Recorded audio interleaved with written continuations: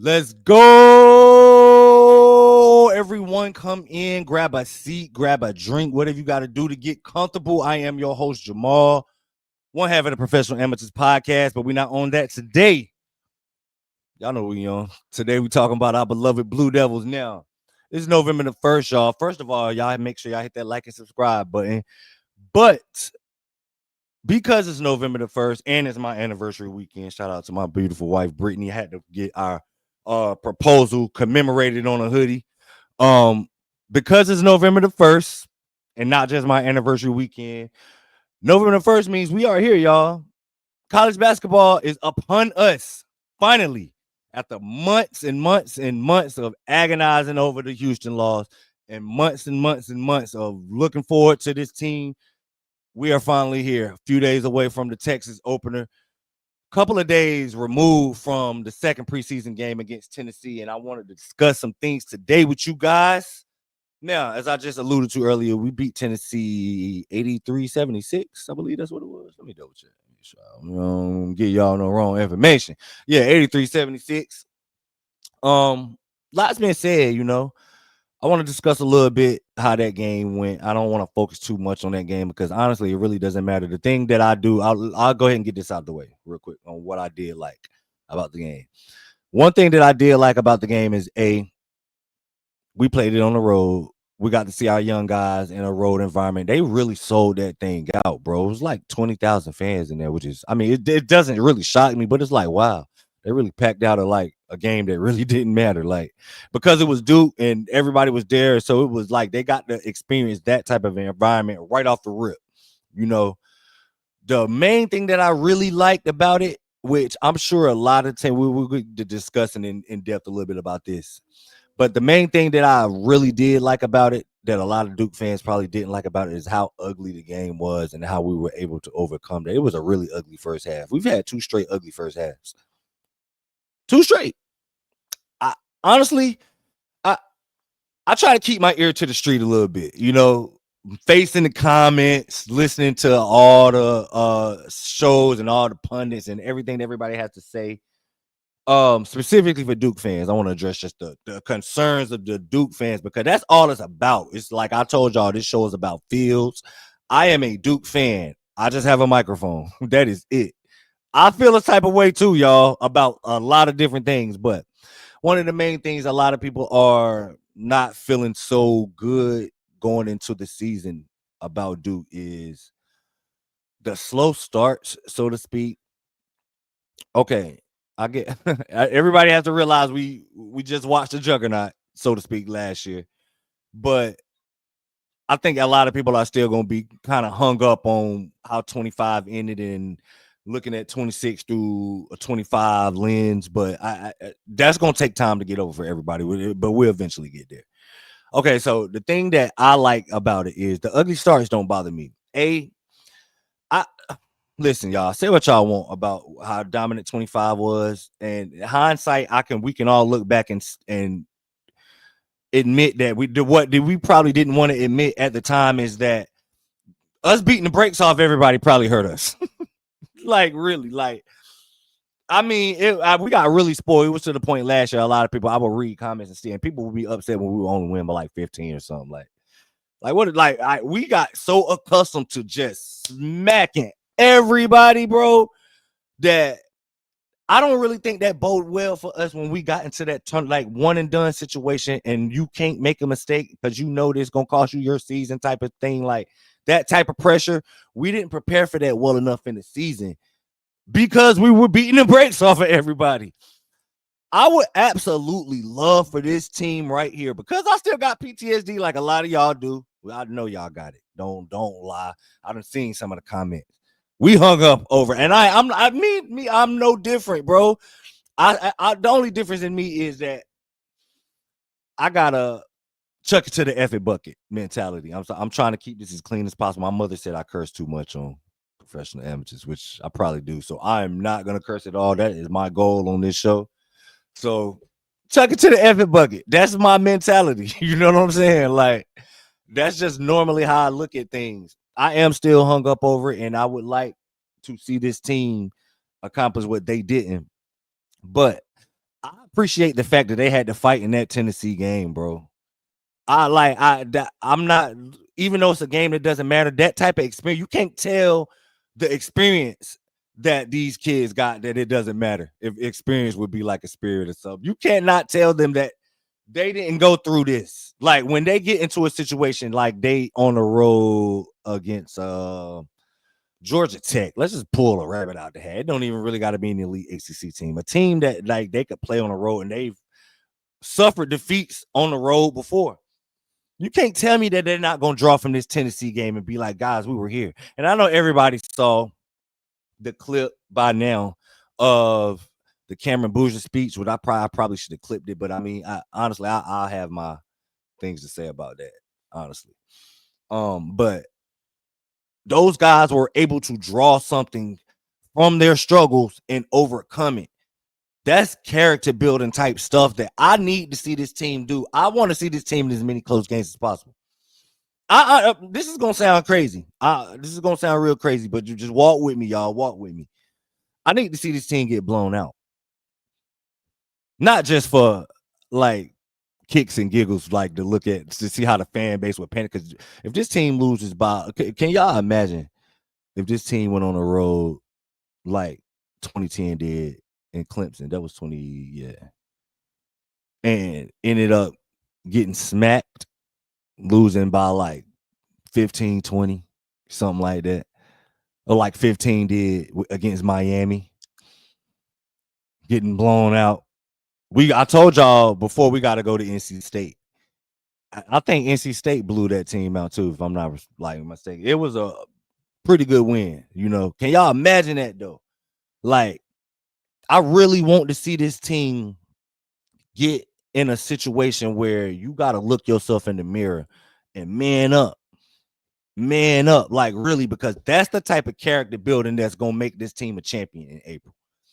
Honestly, I beating Pittsburgh by 42 points. Or I'm sorry, Coach Capel, I don't really want to beat you by 42 points, but beating anybody in the ACC, Notre Dame, by 42 points or whatever. You know what I'm saying? Like, it looks good, and we're gonna celebrate it. And yeah, we're the best team in the country. We're gonna do that as fans, but we might get one Pittsburgh caliber team, one Notre Dame caliber team in the tournament. One of those. To win 6 games, 5 of those wins are going to be against teams that probably can beat us for real. Let's just be honest. That's how the NCAA tournament goes. I still got PTSD. Really, I do not overlook 16 seeds. I remember Mercer. You know what I'm saying? I remember that. I don't go into NCAA tournaments taking Duke is going to win this game for granted because they're playing Mount St. Mary. Because of what happened against Mercer. Because of what I remember, little Earl Boykins. A lot of y'all don't remember that. I remember that. Little Earl Boykins got Duke in Eastern Michigan, got bounced Duke out the tournament, like in the first round, like stuff like that. VCU with Eric Mena, like I don't even know why I stress myself out like this.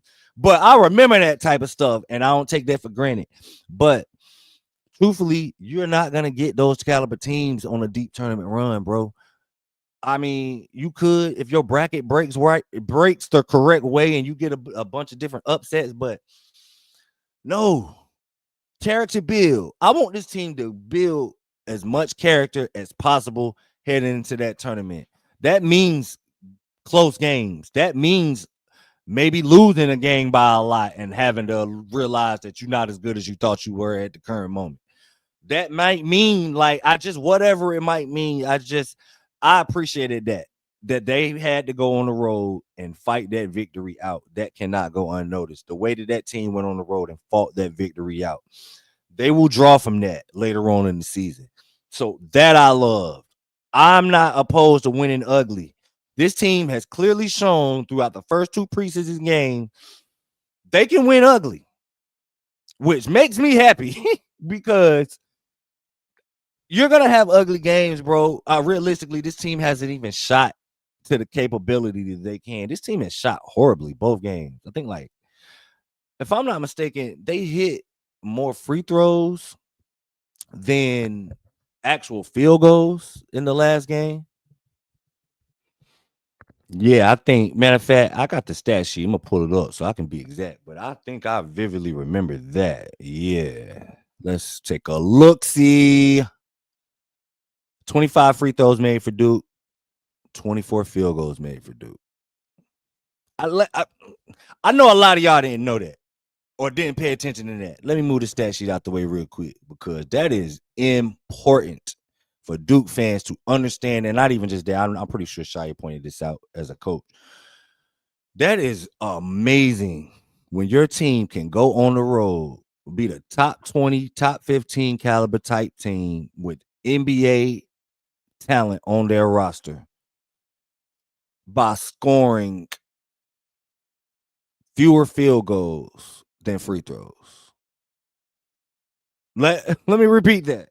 Duke beat a top 15, top 20 caliber type team with an NBA caliber type talent on their roster, making more free throws than field goals.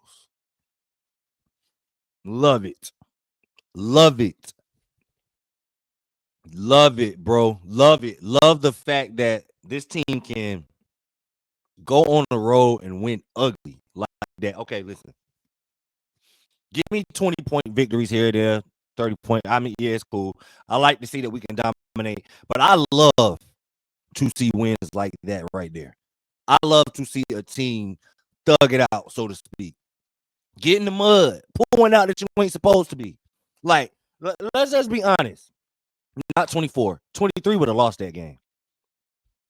The 23 team would have lost that. That's the type of game that's really like tailor-made for Duke to lose. And they didn't lose. So as ugly as the start was in the UCF game, as ugly as the start was in the Tennessee game, take it as character building because that's how I'm looking at it. I am a glass half full type guy. My men always say, if I ever get in trouble, you're gonna be my lawyer because you always gonna find a good in something. And I am. I'm a natural optimist. But seriously though, I, everybody need to be excited about that. The fact that they went on the road and beat that team, hitting more free throws than field goals. Like that is an accomplishment. Now, a couple of other things that people are focusing on, which is the main thing I really want to focus on today. Well, not a couple, but just the main thing. The guard play, y'all. Okay, we're gonna address it today. We're gonna address the elephant in the room. I don't even know if it's an elephant at this point. I don't even know if we're in a room at this point with it because a lot has been said about the guard play that Duke has for this particular team or lack thereof to hear certain people tell it. Now, I'm gonna bring up the stat sheet real quick. Because I'm not a stats guy, but it's focused, and I kind of want to go one by one with it. Now, guard play. Isaiah Evans is considered a guard. Nicholas Amenia is considered a guard slash four. He can play guard. Caleb Foster is a guard. Dame Sar guard slash forward wing. Amenia and Sar wings. Caleb Foster is a guard. Darren Harris is a guard. Caden Boozer is a guard. Rotation minute guys. Okay. Everybody's a guard, honestly. So I think what people are focusing on when they say that Duke doesn't have guard play, because I've heard that a lot, not even just from like talking heads, pundits, people that don't like Duke. Not everybody that gets in front of a microphone don't like Duke. I'm not saying that. I'm just saying it has been people that don't like Duke. Like, because let's be honest, a lot. If you don't love Duke, it's not an in the middle type team. You either love them or hate them. You know what I mean? So the people that don't love Duke is they're trying to find like holes in the armor. Like, what can we poke at? Oh, yeah. We can look at Caleb Foster having a grand total of 8 points in 2 preseason games. This is year 3. I thought he's supposed to be the next up and coming year 3 guys for Duke. Like, and that's what another thing I think a lot of Duke fans are. Y'all gotta let the light. What happened in the past does not mean that's gonna necessarily happen in the future. We are all like, we remember year 3 Wendell Moore. You know what I'm saying? Like, some of us remember year 3 Nolan Smith. You know what I'm saying? Like, it's just the year 3, we know that, and that's been said a lot. and it's being used as a talking point for how we think Caleb Foster's going to perform a lot. So everybody was anticipating him to come out guns blazing. 20-5, 25-4, something like that. Like I'm just throwing a stat line out that I think would please people, because that's the only thing that he's doing that's not pleasing people. It's filling up the stat sheet. But basketball, I don't think people realize how much roles matter in the game of basketball when you're trying to compete at a championship level. It's really not as easy as just give me 5 guys that can give me 25. It's not that easy. Literally, everybody has to play a specific role. And honestly, as I talk, I didn't speak on this show. I think I spoke about it on TikTok. In the TikTok post that. Excuse me. After watching Tennessee, I'm convinced that I overblew or I over. Let me see the best way I can put this. I overestimated how important the guard play of Caleb Foster would be. Like, I think I overthought that, because not even just him specifically. Point guard play, I'm speaking about in particular, I'm speaking about point guard play. Not even just him, but how important the point guard play of him and Caden Boozer, exclusively one of those two, would be for this team to win. Because traditionally, that's what you hear. That's what you know, is you need a point guard to make things right, calm things down when things get hectic. Honestly, I think that those guys are capable. Both of those guys are more than capable of doing that. I just think that I overestimated how much of a role or how big that role needed to be. After watching Tennessee, I'm convinced that role doesn't need to be that big. And I'm explaining a little bit why.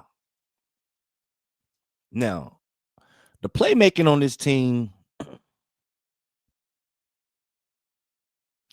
this is probably from a top to bottom standpoint, the most versatile Duke team I've seen in my lifetime. That is not even a hyperbole. That's not even like trying to be shock value. That's like really looking at it. I got to thinking about how many Duke teams have I seen that every single rotation player can be used as an offensive hub. Everybody has the ability to make whatever pass they need to make whenever they need to make it. Has the brain, the smarts to be able to see a play before it happens and then make the play. I haven't come up with one roster but this one. Every single player on the roster is capable of being a playmaker. Point forward, point shooting guard, point center, Patrick Gamba, Malik Brown. Everybody, bro. This entire roster is full of playmakers, and not just playmakers. Guys that know how to make the right play, the correct play.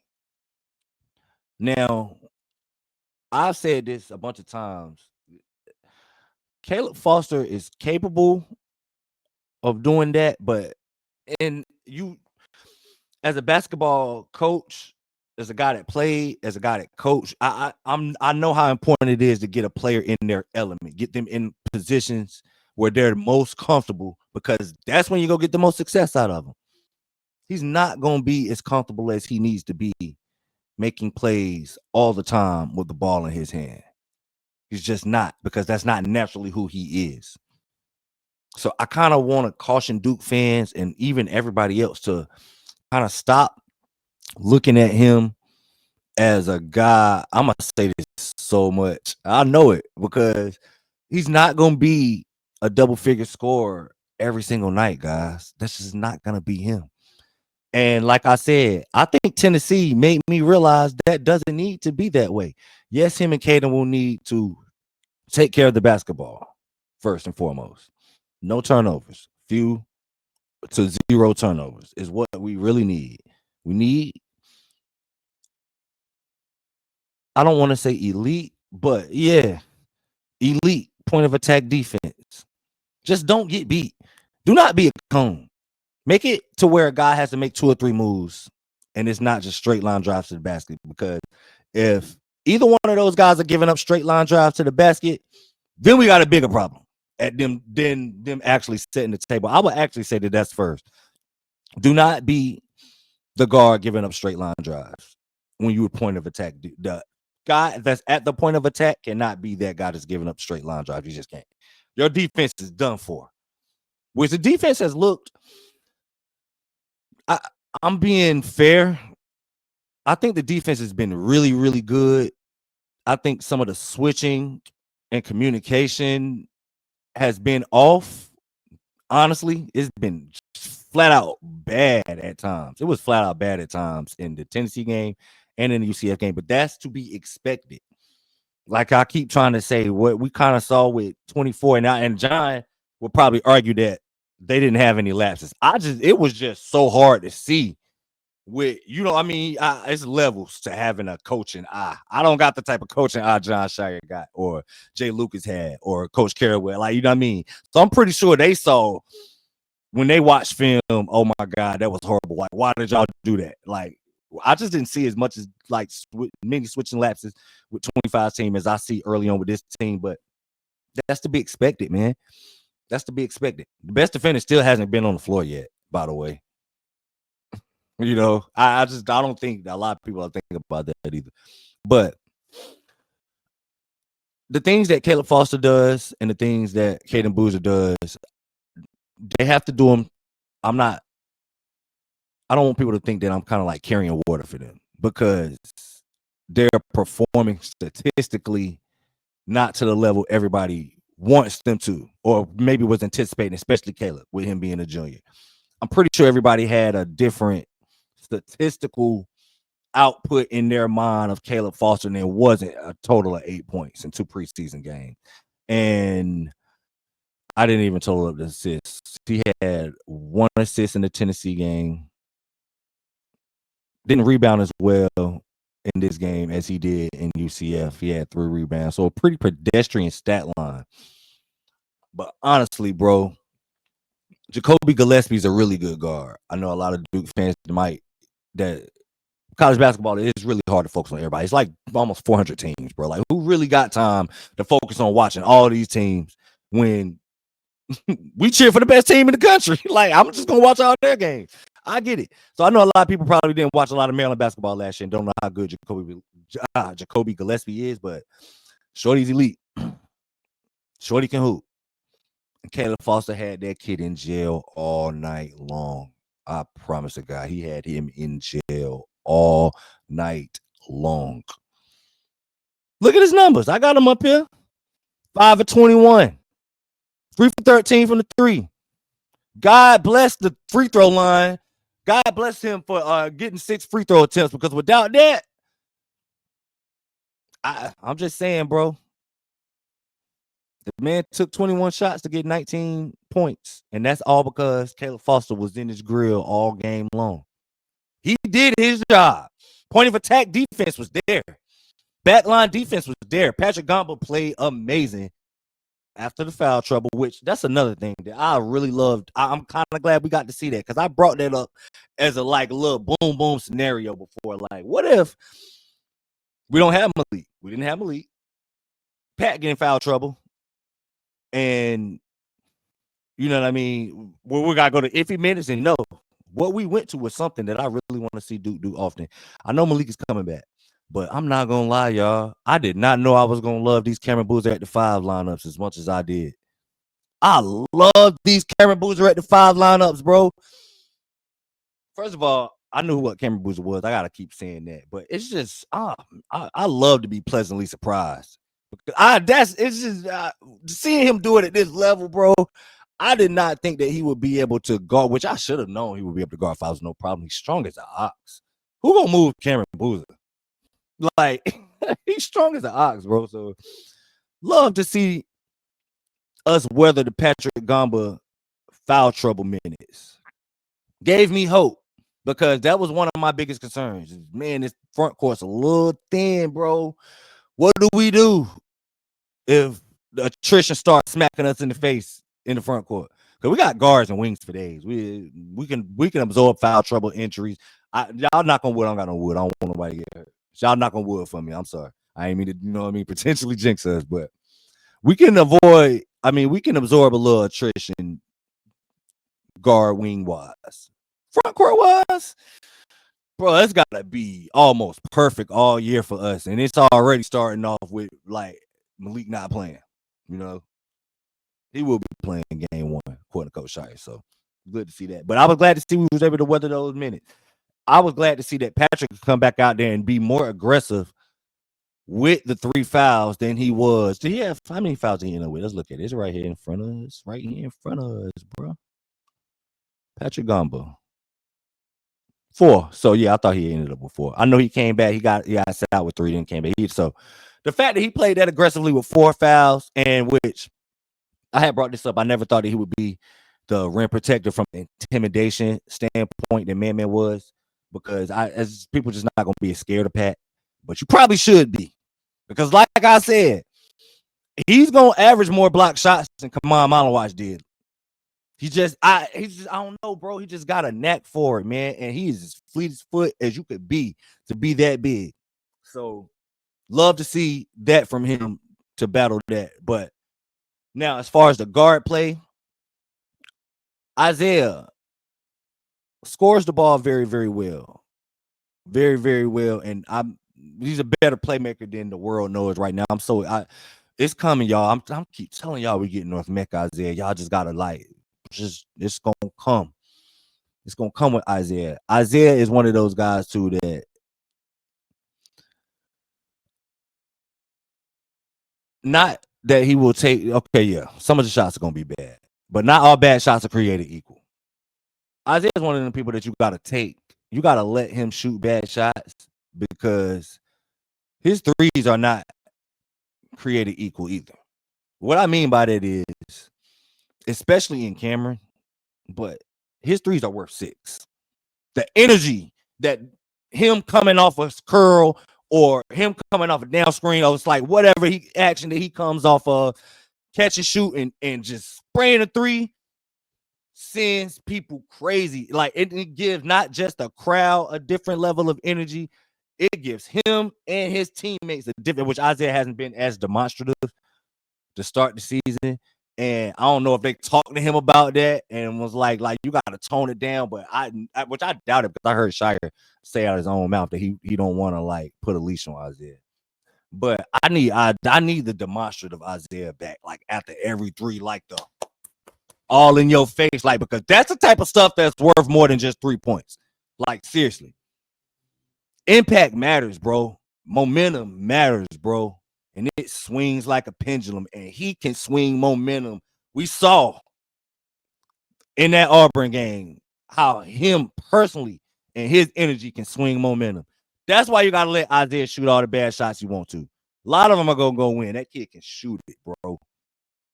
But I do love the fact that he's not taking a lot of bad shots. He's not.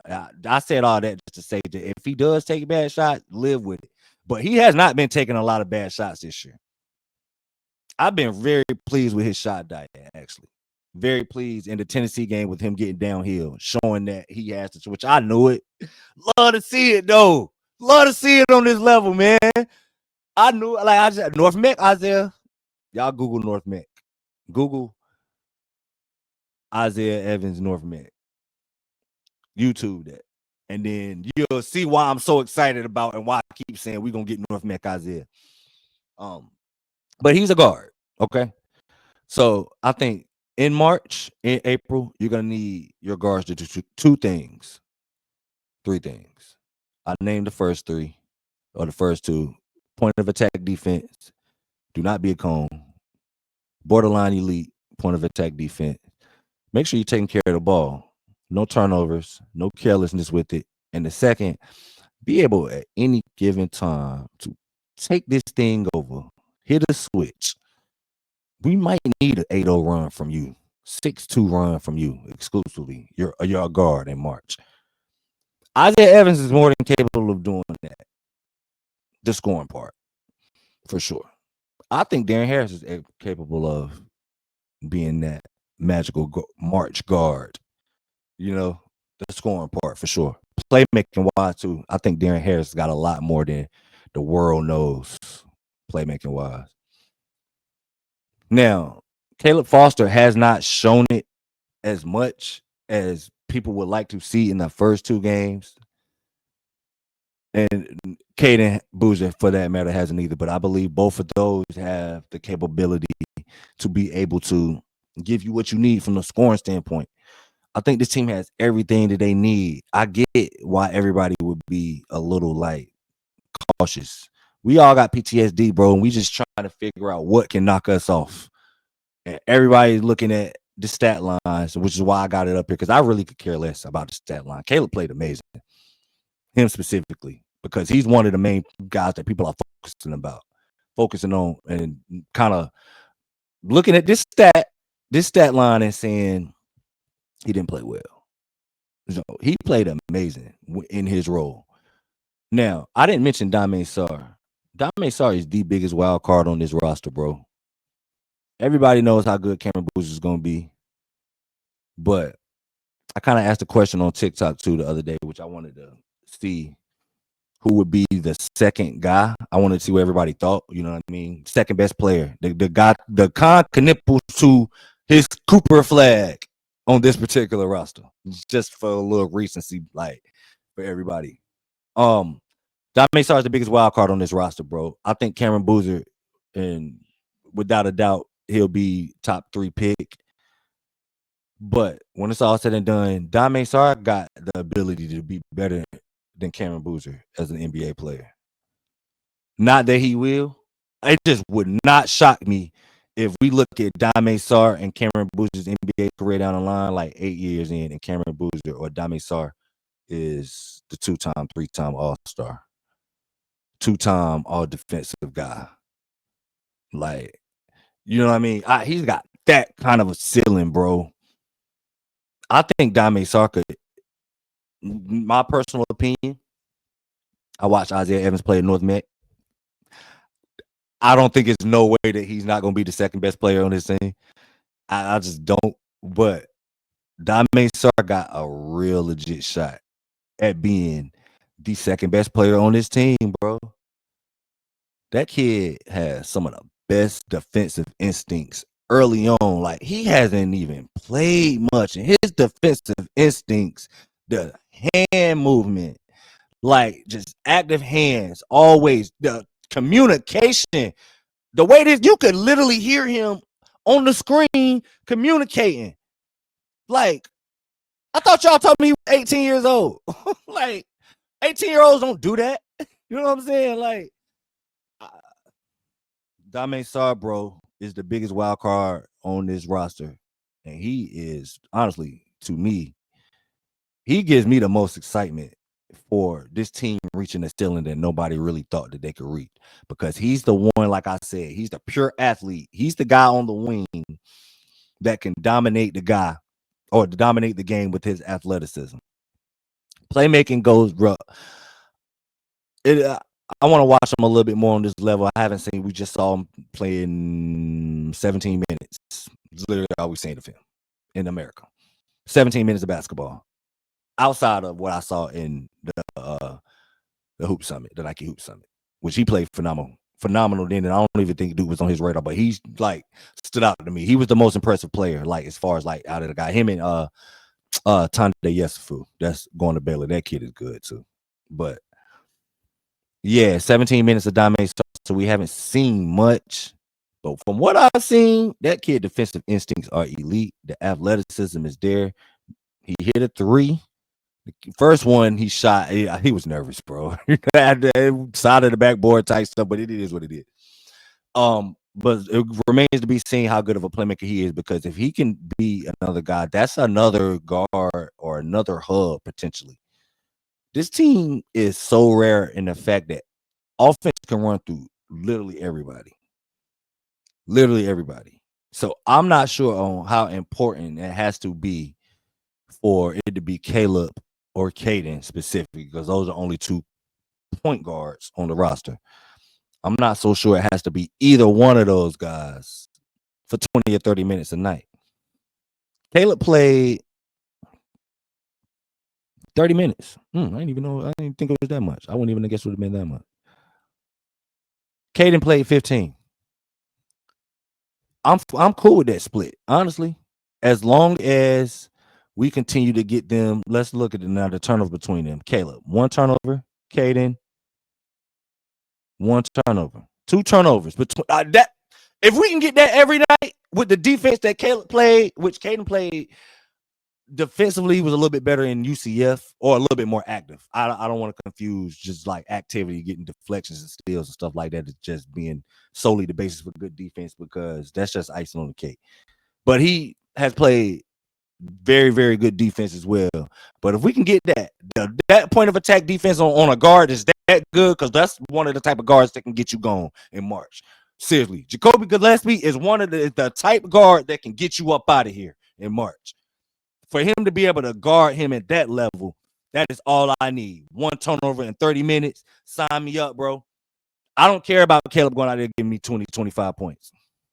You guard another elite guard like that, we're going to see plenty of them. Let me see you hold Michael Brown in the ACC to 14 points on 30% shooting. Which you capable? That's what we need from him, bro. We can get that. The playmaking is coming from everybody. Cameron Boozer with the 6 assists, honestly, probably should have had 12. He was that good with the ball. And some of his reads, man, some of the reads, not even just the passes, just the decisions that this kid made with the basketball were they were better than what his brother was doing. His brother is the point guard. I'm not worried. I'm not worried about this team being able to. First of all, this 5-out offense is amazing.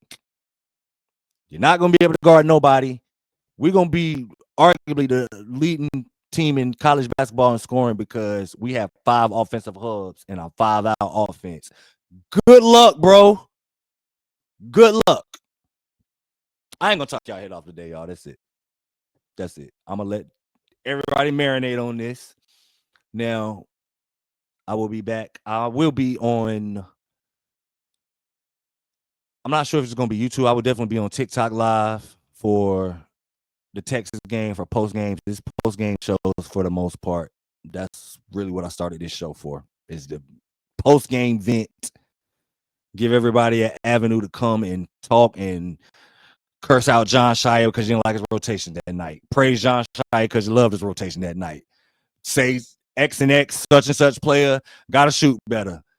Why didn't we get somebody in the transfer portal to die? Whatever you want to come and say, that's what it's for. You know, that's what I started this show for. Because I need a place to vent like that too. You feel me? So I would employ some of y'all, all of y'all, any of y'all, whoever can, to join me on TikTok Live. I'm not sure. Like I said, I'm gonna record a TikTok Live, and I'm gonna actually be recording my show live. So we're gonna 2-for-1 this thing.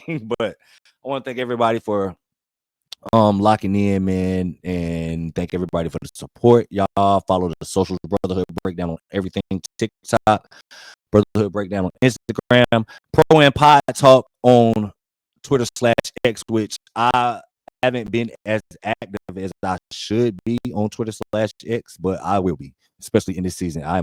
Twitter/ I know it's called X, but I'm so old school. Twitter is the perfect avenue for people like me. Oh, I'm gonna get these takes off. I'm gonna run my mouth. Let me catch y'all saying something crazy about my favorite kid, Blue Devils. I'm running my mouth. But Pro and Pod Talk is the Twitter/X handle, man. I want to thank everybody one more time for locking in. We'll catch y'all in a couple of days for the opener. Until then,